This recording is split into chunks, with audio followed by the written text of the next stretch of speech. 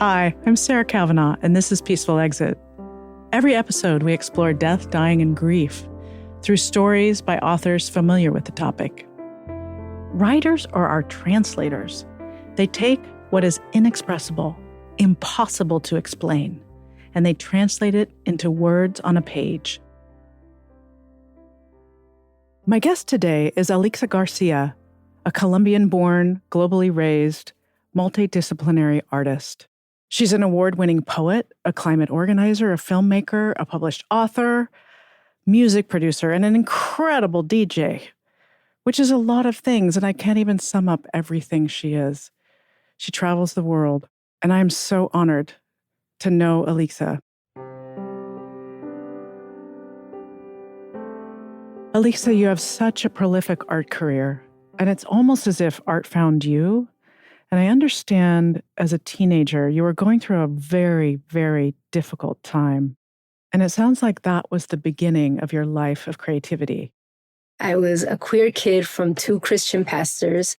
And around that time, I had a very powerful moment, one with visual art and one with poetry. So the visual art one, I remember seeing a photograph of a woman in a magazine. I don't even know who she is, but the look in her eyes felt exactly how I was feeling inside. And I don't know what in me was like, draw that. But I followed my intuition or my instinct or what have you. And I picked up some paper and a pencil. And to my surprise, I not only could draw her identical to the way she looked, but I captured the look in her eyes. And I showed it to an elder friend, not much older than me, but, like in their 20s. And I was a teenager, so it felt significant at the time.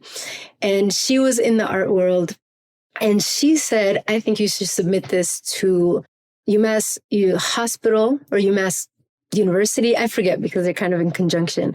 At the time, putting on an art exhibit / contest for Latinx folks. And I won. And the winning meant that your piece of art was at that entrance wall when you walked into the gallery opening night. And the same week, another friend asked me to go for coffee. And when we arrived, there was a poetry reading happening. And I'd never experienced a poetry reading in my life. I didn't know that could happen with words. But I was shook, And I went home and I wrote 2 poems. And all week I was terrified to return and read them on stage, but I just knew I had to. Something in me. And, at the time I was super shy. I barely had any friends in school. To get on a stage was the furthest universe from my existence. I went and there was a notebook and one side said open mic, the other side said slam. But I didn't know what a slam was. And so I just thought it was like slam, kaboom, kapow. We're very excited to be here. And so I wrote my name in the slam side, wanting to be the very last person to be called upon. The MC says, okay, our slam's about to start.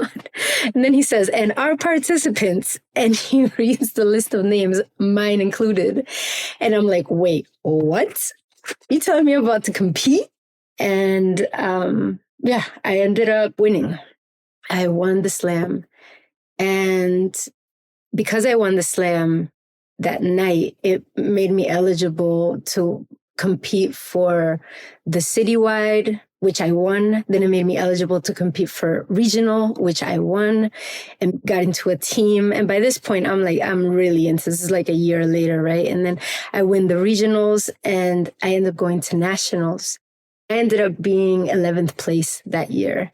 And I was 16, 17 years old.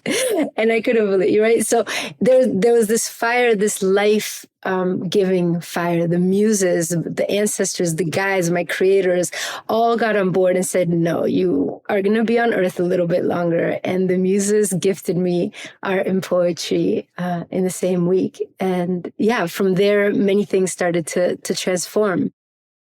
My favorite class in college was a class called The Artistic Development of the Child. And I loved this class because what it said to me was my natural tendencies, they were innate, they were normal. Everyone was born with creative spirit, but that over time, oftentimes it's educated out of us. What would you tell someone who's lost faith in their own creativity? What I can share is what I've done, and the examples that I have. I don't know if I have so much advice, and I'm not big on giving advice. But I remember one time we were on tour and we had this project called Stitched. It stands for Stories, Testimonies, Intentions, Truths, Confession, Healing, Expressions, and Dreams. And people would write one of those things on square pieces of fabric, and we would sew that fabric into 8 foot tall by hundreds and hundreds of foot long. By the end of it, we had over 10,000 of these colorful tapestry. It looked like prayer flags almost, but vertical. And we were invited into a women's facility. And we brought Stitch with us. And what was so striking when we first entered is that the entire place was white walls, white fluorescent lighting, white floors. It was so absent of color. I couldn't understand how anybody could heal in this place. And they took us into this little room, and we were going to work with all the young women. It was a juvenile detention center. And we immediately got to wrapping this room in the colorful fabric. And I see all the guards looking through the window. And I was sure that somebody was going to tell somebody that it was illegal to have all that color in that space. When the women started coming in, they came in hard or they came in sunken. And as they saw the color in the room, something shifted in them. And then we started reading the stories of these perfect strangers who, the beauty of Stitch is that it kind of feels a little bit like tarot or like a fortune cookie or something. It's like you get the one that you need. There's thousands of them, but you just walk up to something and you read the story and it's your own story reflected, or something that is so unbelievable to you. You're like, wow, if they can survive this, then I can survive this other thing that I'm going through. We then moved into an exercise, a practice where we asked the young women to close their eyes, and we did a multi-sensory experience where all their other senses were activated. And one of the young women, the one that was actually the most shut down in the first half of the work, began to cry. And I expected her to open her eyes or to leave or but she just stayed there. She stayed with it, tears just streaming down her face. And it led into a writing piece. And at the end of the exercise, we asked them to share what it was for them. And she raised her hand immediately and was the first to say that she had never felt so free in her entire life. And here was this young woman who is in this historical, violent form of captivity. As a young Black woman, prisons have affected Black and Brown communities historically in this country. Policing comes from slave catchers. Like, the history is a dark one. And here she was with a shirt saying property of the state of Ohio, saying she has never felt so free in her life. And that's because art found her in that moment, right? She was surrounded by art. And art found her in that moment. And she found art within herself in that moment. And she could find her own freedom. So there's always ways in which art will find its way into the hollowest places inside the self and carve something beautiful out of it. Thank you for that story, which answers the question of what you might share to someone who has lost that feeling of freedom and their own creativity. So one of the things we talk about in Peaceful Exit is looking back, sort of what is our story around death and what experiences we've had as children and how that informs, and I know it informs your work. Did you experience loss as a child? When I was very young, I lost my mamita. She was my abuelita, my grandmother's mother, and I loved her dearly. We loved each other very deeply. And I don't remember the details of how I felt in that time, but my mom says that I was distraught. I was probably 3 or 4. And she said that that was my first real heartbreak. And then, I mean, in a more general stance, I grew up in Medellin in Colombia in the 80s, where there was a lot of violence because of the war on drugs. And there was a lot of death, and there was a lot of instability and uncertainty. So that definitely has informed a lot of my peace work. And then I have my own relationship with death. The next person that died that was very close to me was my best friend in high school. And it was actually very powerful because the night that she died, I had a dream. I was in a car and I was driving the car, and there was a male next to me. I knew that he was a friend, and my eyes were closed when I entered the dream. And I just kept saying in the dream, open your eyes, you're going to crash. And my eyes opened 3 times in the dream. The first time that they opened, I looked in the rearview mirror and I saw headlights. My eyes closed again. Again, I'm like, open your eyes, you're going to crash. They opened second time, and I saw the edge of the sidewalk in my headlights. They closed again. When they opened the third time, I saw in front of me a tree, a front lawn, the road that was coming down this hill, and it kind of curved to the left, and a white house to the right. And pretty much as my eyes closed again in the dream, the car hit the sidewalk, rolled, and hit the tree. And it was the most physically intense dream I've ever had. Next day, I get a call. My friend Pedro tells me that Nikki has been in a car accident and has died, and that there's going to be a memorial where it happened in a couple of days. I show up, and when I turn the corner, I see the hill and everything in me. I hadn't connected the dream. I'd almost forgotten it completely. And then I look at the hill, and all the hairs in my back stand on end. And I see the house, I see the lawn, I see the tree.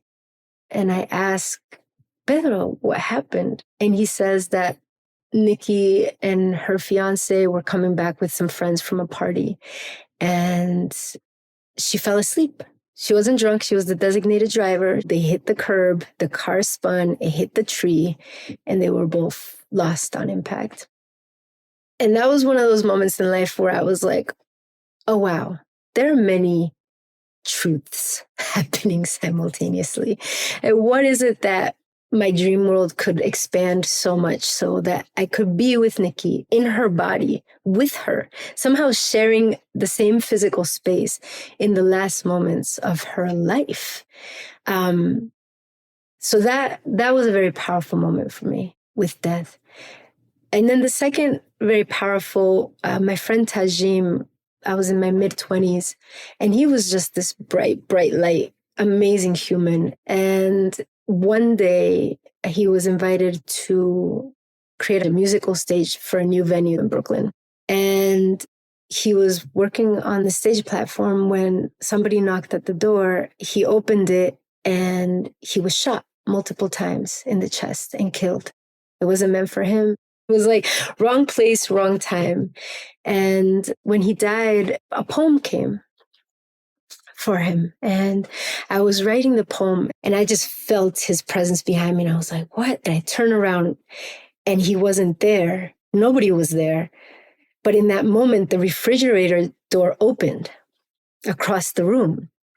And refrigerators are sticky. They don't just open. And I was like, wait, what? And I was like, Tajim, are you here? I was like, babe, I'm sorry if I was calling you too soon. Like, I just was writing a poem for you. I love you so much. And again, a memorial happened for him. All of his friends got together, and somebody started sharing funny stories about Tajim. And one of them was that somebody's like, I don't know how he would know when we were sitting down for dinner, but he always knew that exact moment, whether it was 7 p.m. or 10 p.m., and come inside and go directly to the refrigerator and open the refrigerator door and see what's inside to add to the feast. And then somebody else is like, he did that to me too. And somebody else is like, he did that to me too. And it was this moment I was like, oh, okay, I see what's happening here, right? So death is a very interesting thing. Yeah, it's beautiful. Well, let's broaden out. Your work is rooted in the imaginal space, and all of the things we've talked about relate to your work. Explain what the imaginal space is. Yeah. So the imaginal, the way I use it in the way that I draw an inspiration for my work, picture a caterpillar, right? In the process of a caterpillar becoming the butterfly. So the caterpillar becomes overconsumptive before entering the cocoon-like state. It eats, and it suspends itself in this like suspended death state it enters. And in that death, it becomes goo. And the very same juices it once used to digest food is the same thing that breaks it down. And as the caterpillar begins to decompose, essentially, these imaginal cells are born, and the imaginal cells are the information code for the butterfly. Now, I love that the scientists call them imaginal in that moment because they became poets for a split second. Because indeed, they are keepers of imagination, right?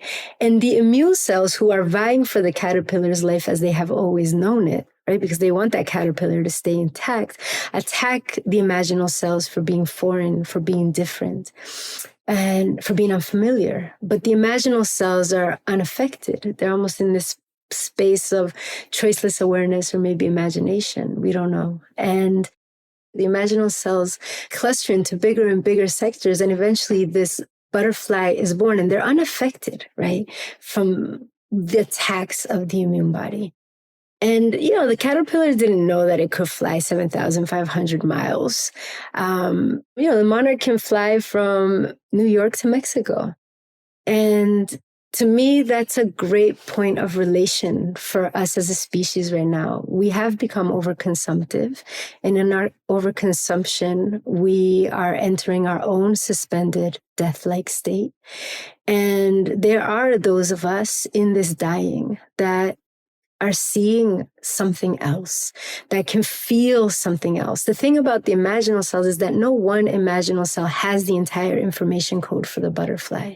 It's in their clustering that this other thing comes to be. And I feel like it's very much how it is for us humans right now.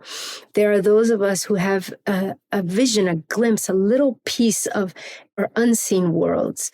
And we're clustering and we're coming together despite and because of the cessation all around us. That's so much of the work that I've been doing the last 20-something years. Is like, how do we cluster us? How do we bring us together? How do we center imagination? How do we center creativity? And for the last, I would say 4 years for me, a real deep question is like, what is the role of imagination in times of collapse? When we think of the word collapse, we usually picture a disaster. But the etymology of the word comes from two words, co, meaning together, and lapse, meaning to fall. So collapse means to fall together. Another inquiry I've been holding deeply is how do then we fall together without falling apart? So I'm always asking myself and asking us, can we hold in one hand this notion that creativity is the antidote to destruction, and in the other that, we have this incredible capacity to fall together at this time. We're makers, right? We're makers of our own lives. We're creators. And as creators, it is our responsibility, meaning our ability to respond in times of collapse by intentionally re-engaging with creation, with the creative force, and activating through the body, through the soma, which is our living wholeness, what I call an awareness-centered imagination. And, why awareness-centered? Imagination in and of itself is not a liberatory practice. It just is not, right? Collectively, we have imagined a very violent and volatile world. So those divisions, the divisions we have imagined into existence to categorize, to plunder, to own, are the very boundaries preventing us from encountering wholeness. But lucky for us, we have a very powerful tool in our human lexicon, and that is awareness. That awareness is committed to wholeness, right? So when we invite awareness into an imagination practice, our imagination seeks wholeness. The etymology of heal is whole, which means healing is wholeness. The word wealth, which derives from health, also speaks to wholeness.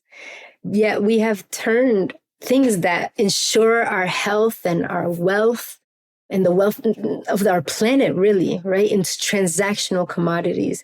And the inescapable impacts of such actions have left us in crisis. I know that you teach courses in this work, and we'll put a link to your website in the show notes. You invited me to be part of a day around imagination infrastructures, and the session I was part of was entitled The Ultimate Imagination. And can you talk a little bit about, to you, what is the greater death? And how can we imagine a new story about death? The greater death from a human perspective is our species extinction. That is the greater death. Now, death always brings life, right? So there's that. And I don't know what will come after us.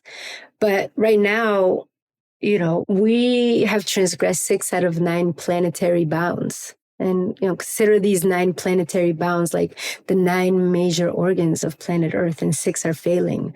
That's where we are. There's a climate clock in most major cities around the world counting down the data-driven window we have to avert the worst of the climate catastrophe heading our way. And that clock currently says 5.5 years. I remember standing in Union Square and just seeing this clock counting down.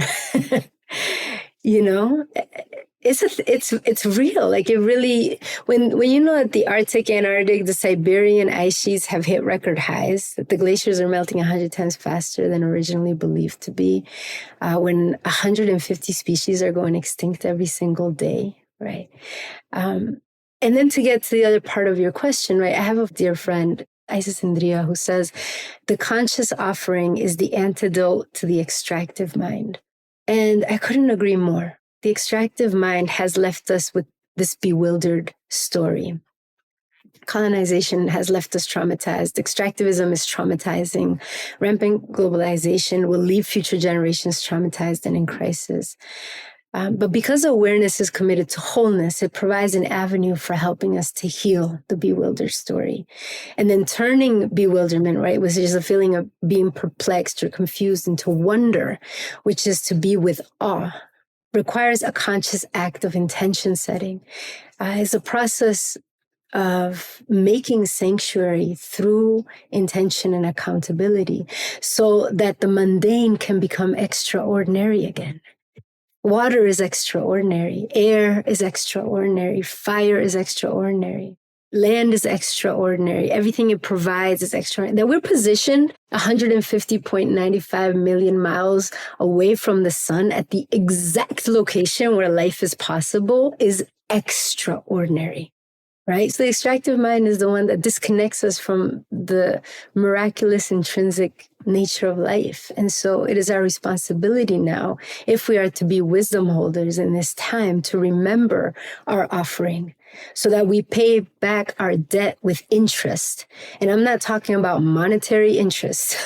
I'm talking about our interest of heart, our interest of mind, our interest of care, and of deep culture. And it takes a lot of courage to be a life-affirming human right now. It takes courage to approach with depth the things we are being asked by life to transform, to honor, and to heal if we are to keep participating in the miracle.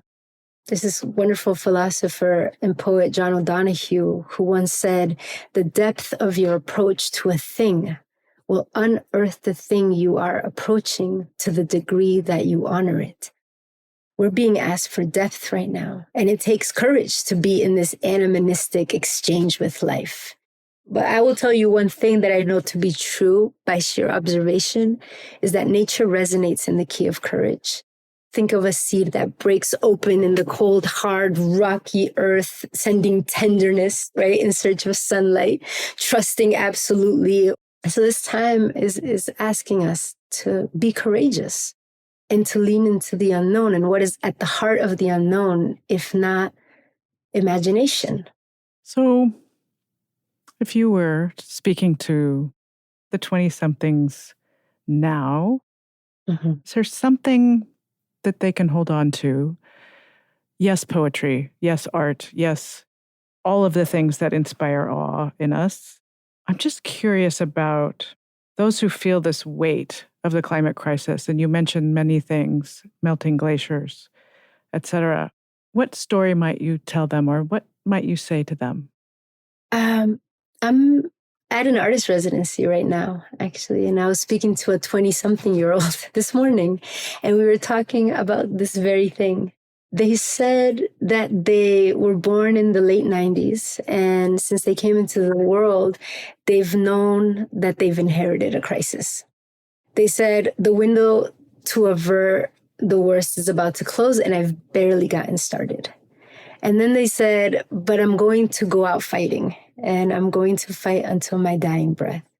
And what I shared with them is that for me, it is no longer about fighting, because what we resist persists. And as I shared earlier, this climate crisis window is closing rapidly. We have 5.5 years left to curb the worst of this catastrophe heading our way. We oftentimes think of a crisis as the moment disaster strikes, but the etymology of crisis comes from the Greek word krisis, meaning decision, which means that a crisis speaks to a time when a difficult or important decision must be made. It also is the turning point of a disease when an important change takes place, like the ancient forest, right? The ancient forest is internally wise. And there's something beautiful, like the butterfly, right? There are these parallels, these stories in nature that we can draw from so deeply. Right? Like the forest, for example, when it's young, it's overconsumptive. Every plant in it for itself, every plant nitrogen, every plant carbon, every plant, right? And if the forest continued in that way, it would self-implode. And there's a certain moment that the forest moves from pioneering species, which is this time of overconsumption, into what conservation scientists called succession species. And the succession species is when the forest becomes generous and the tree bends to allow more light. The plants stop growing and taking so much so others can take. They share of their sugar compounds. There's a generosity that comes into play. And so I would share that with young people, because we're at this point of either recovery or death.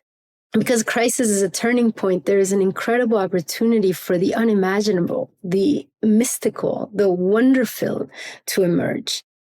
There's a deterritorialization that is happening, right? The waters are rising, the earth is quaking, the storms are landing, the fires are burning, and the earth is asking for another world to emerge. All of us in the social and climate justice movements, anyone who wants to see a better world and transform the story that we're walking into, is in a process of reworlding. Everything we do for that reworlding is a visionary practice. It is a practice in imagination. That's the first thing I would say. The second thing is that instead of fighting or resisting, I think this time is asking us to surrender. Let me explain, because I'm not talking about giving up. There's actually a lot of action in surrendering. And I know that surrender in the Merriam dictionary is defined as to yield power to, control, or possession of another upon compulsion or demand, But the etymology, the root of the word, suggests another interpretation. Surrender comes from two Anglo-Norman French words, sur, meaning surface or above, and render, meaning to make. To surrender in this manner is an invitation to make from above rather than giving up or giving in. The reframing of this word is asking us to be active participants in a co-creation with the unknown, with that which is just beyond our realm of cognitive understanding and material supremacy, right? We are indoctrinated in the world of things. We uphold matter as reality itself. And when matter breaks down, all is lost.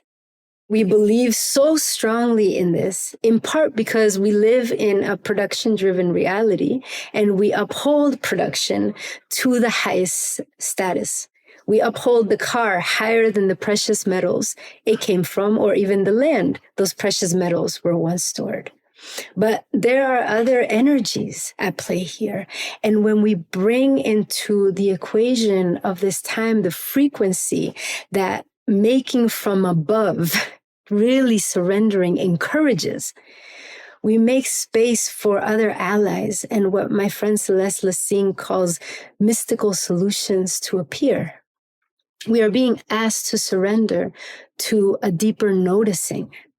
And maybe from that deeper noticing, we can begin to envision and co-manifest just and thriving worlds.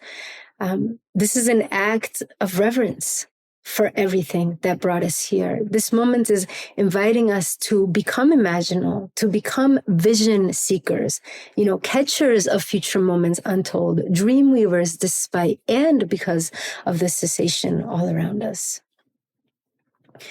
And then the last thing I would say is that deeper noticing starts with the body and in the body. Deeply being with the body in its three-dimensionality, in understanding when we are in our thinking space, understanding when we're in our sensing space, understanding when we're in our energetic space, right? These time in part are asking for us to stretch our capacity for discomfort. And so if we can be with ourselves in our entirety, we can stretch our capacity to be in that discomfort. As we enter a time of chronic uncertainty, not collapsing discomfort with a lack of safety becomes ever so crucial. So many times I've heard you share the etymology of a word, and you give them so much color and context, and I think we both love language. How do you think about the word grief in this space? I think that grief is our ceremony. And when we look at our grief as a ceremony, then it's not just a burden. It's not just this thing I got to get through. It's not just this thing I was unlucky enough to have to deal with, right? And when it becomes a ceremony, then our wound becomes the portal. And that's when some real powerful stuff starts to happen, right? And that's really the focus of my work right now. For a long time, as I said, I was trying to wake people up and be like, whoa, come on, guys. And then I want to believe in the mystical solution. Something miraculous might happen, but the likelihood is probably not, right? And we are in a process of extinction right now. And that's such a bummer because we live in a gift. And for me, I just need to think about it beyond that. So the way I think about it beyond, I'm like, okay, energy cannot be destroyed. It can only be transformed. So how can we tend to the energetic field of us, that energetic space of us and within us, to be in reverence with life, after life, right? While we have these intellects, while we have these bodies, while we have these heads, while we have these hands or these feet or this creativity, how do we do that work now so that the energy that cannot be destroyed can only be transformed after we go, enters into some semblance of alignment, and so that we can, as a species, die with dignity. And so much of that for me is trusting our feeling body to help us navigate the darkness, right? Human intellect, as we know it, is a very new phenomenon in the grand scheme of evolution. Our body, our animal bodies, our physical bodies have kept us alive much longer than our clever ideas. So it is safe to say that the body is the wiser of the two. So this time, I feel, is begging us to be more than do, to feel more than act, to breathe more than speak, to experiment and enter with curiosity and wonder into the great mystery of this time so that we may honor everything that is beyond our calculations, our control, and our predictions. And I think this time is begging us to move away from this idea that we can make sense of things and instead surrender to a sense-making that is informed by a somatic rediscovery with life through a reacquaintance with nature. We need to feel our way through this moment and become, once again, sensate witnesses in our collective experience. And this is where a lot of my work is recently centered in. Well, I think you're in the middle of a art piece now that's Who's Next Up in Arms about gun violence. Tell me about that piece and how that ties into all of the themes we've been talking about. Yeah, it's a massive piece. It's 8 feet tall by currently 50 feet wide. It will eventually be more like 89 feet when it's completed. And it's a pencil drawing on paper. And it's called Who's Next Up in Arms. And it was inspired by the Sandy Hook shooting. I started it shortly after, maybe a year after. And that was the year that gun violence went up in the US, and it has yet to go down. It has only steadily gone up. And the portraits are children under the age of 12 who were killed by guns during 2012 and 2013. And I'm actually here at this artist residency working on it. It's a very slow project because it's very taxing to be with, sit with, look into the eyes of children who were taken so violently. And their spirits at times come and hang out, and that's intense too. And yeah, it's a heavy piece to carry, and they're guiding it, they're guiding themselves. It's not, I never thought of creating this piece because I would sell it or put it up. Nothing. It's literally just been this labor of love. They just want to be honored. And they want to be honored so madly that they wake me up and they tell me, hey, hello, come and work on me. I was able to show it on 2 different occasions. Again, I think it's them. They were just like, okay, enough being in the closet, literally being in the closet when I'm not working on them on a 5-foot wall. And they were invited to an exhibition at the Museum of Contemporary Art and then another one in a museum in the Netherlands. And both times it's a whole interactive exhibit. So it's not just the art piece, because I'm also a music producer. I created a whole soundscape, and it's all motion and light censored. So when the audience walks into the space, the room is dark. And then as they move through the space, their presence is lighting up and showing light on these children. And as they move through the piece they were just standing in front of goes back into darkness. And then the next piece lights up. And people are invited to, as they walk in, take a blank piece of paper, and while they're in that process, write a note for somebody who's lost somebody to gun violence. And if somebody lost somebody to gun violence who has entered, they can take a note that was written by somebody else. So it's a very interactive piece. And when it showed in LA, I was there live drawing during the exhibition to also talk about the fact that this is a never-ending piece, right? That this isn't just something that happened. It's ongoing and it's getting worse. What does a peaceful exit mean to you? And why is it so important for us to imagine a peaceful exit? Because if we can imagine a peaceful exit, it means our more than human world friends can also imagine a peaceful exit. And it's the way of being in reverence with life. Right? Like, I don't think of death so much as a personal thing. I know we all personally die, right? I don't worry about that too much because we all die. Everything dies, right? But I do hold very close the proximity with which we are calling and the speed with which we are calling a death of deaths that feels out of harmony. Not just unjust, but out of harmony. And so how do we return to harmony would be a peaceful exit for me. I'm so, so happy that we made this happen. Thank you. Thank you so much. Thank you for listening to Peaceful Exit.